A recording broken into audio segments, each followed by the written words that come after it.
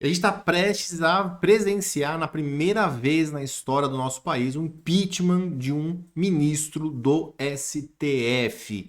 Fica aqui nessa análise, eu vou te explicar o que está acontecendo, o que pode acontecer, quais são as implicações e quais são as chances de fato, Alexandre de Moraes ser empichado no Supremo Tribunal Federal. Primeira coisa, já segue aqui o nosso canal, se inscreva, ative o sininho para receber notificações de outros vídeos e me siga lá no Instagram, no @paivadoutor. Pessoal, bom, nunca antes na história do país nós estivemos tão próximos de uma situação de impeachment de ministro do STF. Nós já vivemos, temos até uma tradição em impeachment de presidentes da República. Tivemos aí o caso do Collor, tivemos o caso da Dilma. Então a gente tem meio que uma tradição de impeachment de presidentes da República, mas nunca de ministros do STF. E é possível? Primeira pergunta: é possível impeachment um ministro do STF? Sim, é possível.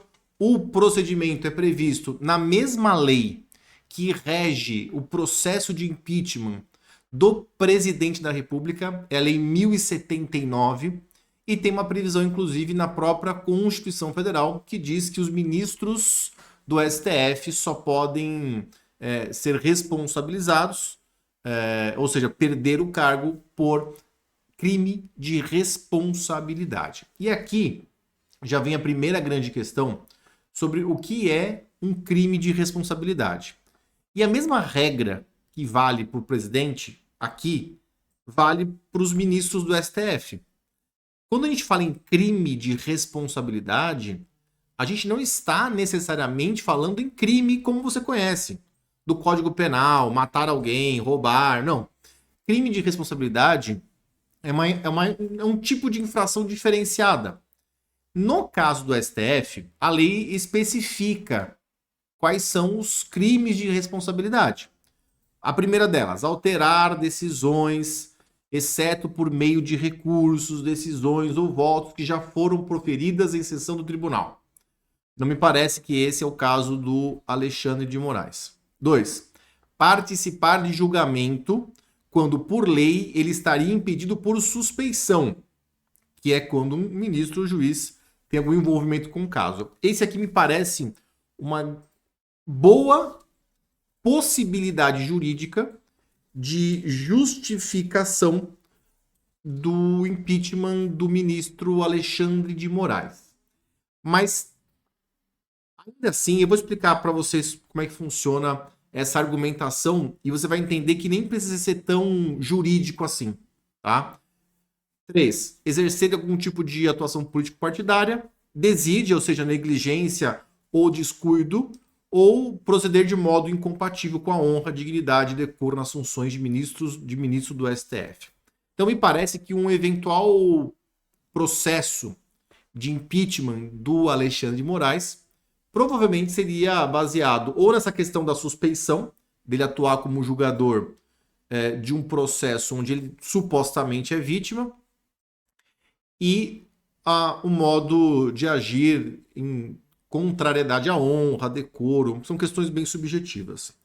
O que eu quero te dizer nesse primeiro ponto, para você entender sobre impeachment, é que, diferentemente do que acontece nos processos criminais normais de pessoas comuns, o processo de impeachment ele é muito mais político do que jurídico. Então, digamos que no processo de impeachment, a gente até tem um fundo, um saborzinho ali, um cheirinho jurídico, mas é só para justificar o procedimento. O que vai definir mesmo de fato se é um crime de responsabilidade ou não é o mundo político.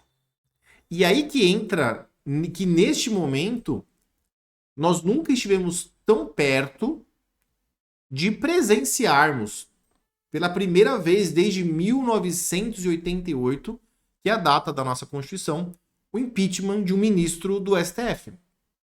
Eu digo isso porque, evidentemente, o ministro Alexandre de Moraes ele está muito na berlinda, ele está muito nos destaques. Eu, particularmente, considero bastante desastrosa a atuação dele nesses processos. pouco técnica, realmente no viés de perseguição mesmo. E aparentemente os senadores se levantaram. E por que é importante falar dos senadores? Porque quem julga o ministro do Supremo por crime de responsabilidade, ou seja, quem pode fazer um ministro do Supremo perder o cargo, é o Senado Federal. Somente o Senado Federal vai julgar esses ministros por crime de responsabilidade. Se for crime comum, aí quem julga é o STF. Não é o caso aqui. É o crime de responsabilidade. Está tendo agora, nesse momento, um movimento da bancada pró-Bolsonaro, digamos assim, no Congresso Federal, tanto na Câmara como no Senado, para pressionar que seja pautado o processo de impeachment de Alexandre de Moraes. Já existem centenas, talvez até milhares, de pedidos de impeachment. Porque, outra questão, quem que pode pedir impeachment de um ministro do STF? Qualquer cidadão, qualquer pessoa física que tenha um título de eleitor válido pode apresentar a sua petição de impeachment junto ao Senado Federal. Só que esses pedidos, essas centenas, talvez esses milhares de pedidos, eles não são imediatamente colocados em votação. Eles passam por uma análise. Primeiro passa pela advocacia do Senado, que vai analisar os pressupostos, isso é coisa técnica. Mas quem pauta mesmo, quem coloca em votação um pedido de impeachment de ministro do STF é o presidente do Senado Federal. E até esse momento, até o momento em que eu estou gravando esse vídeo, claramente não há um interesse do presidente do Senado em pautar o impeachment de Alexandre de Moraes.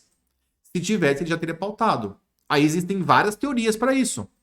Uns dizem que está amarrado, outros dizem que tem questões políticas sendo discutidas. A verdade mesmo a gente não sabe. Mas o fato é que o atual presidente do Senado tem bloqueado todos os andamentos dos pedidos de impeachment de Alexandre de Moraes. Com essa movimentação do Senado, ou seja, eu vou chamar aqui de oposição, porque a oposição ao governo federal, o grupo mais pró-Bolsonaro, nós estamos perto de pelo menos ver esse pedido sendo pautado. E quando o presidente do Senado pautar esse pedido de impeachment, o próximo imediato passo é a elaboração de um relatório. Vai ser criada uma comissão de senadores, eles vão elaborar um parecer, esse parecer vai ser apresentado numa primeira análise.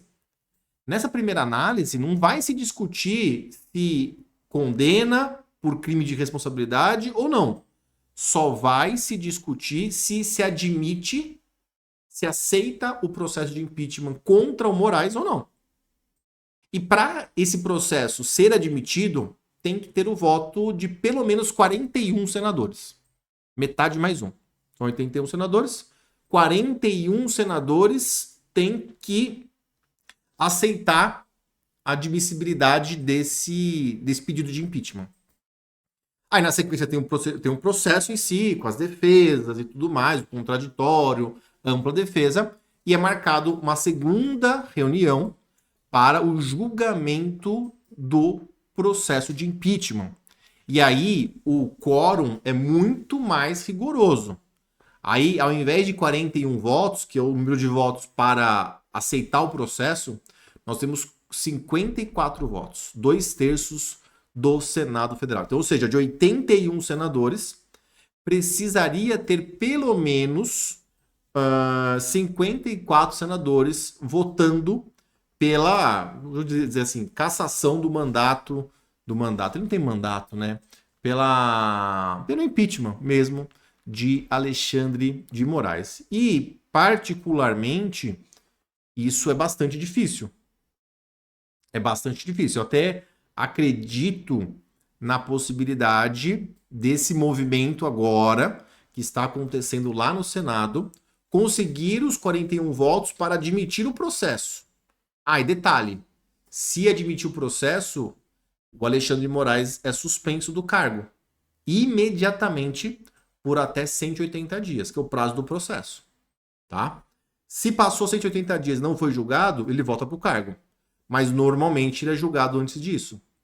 O que eu acho difícil na prática é se conseguir 54 votos para empichar o Alexandre de Moraes. Detalhe importante que já vieram me perguntar. Esse pedido, essa decisão do impeachment passa pelo Lula ou não? Não passa pelo Lula. Independe da vontade do presidente da República. O processo é todo feito no Senado Federal. E as perguntas são básicas, é sim ou não? Tá? É sim ou não. Por isso que eu falo que esse julgamento no Senado, do impeachment, do eventual possível impeachment do Alexandre de Moraes, é um processo muito mais político do que jurídico. Ele precisa ter uma roupagem jurídica ali, mas, enfim. Me conta aí, qual que é a sua opinião, o que você acha? Você acha que vai ter impeachment do Alexandre de Moraes? Se ele merece ser impeachado ou não? Se você ainda não se inscreveu no nosso canal, se inscreva agora, essa é a hora. Ativa o sininho e segue aqui a gente para sempre ter novidades de novos e novos vídeos. Te vejo no próximo vídeo. Beijo, abraço, até mais. Tchau.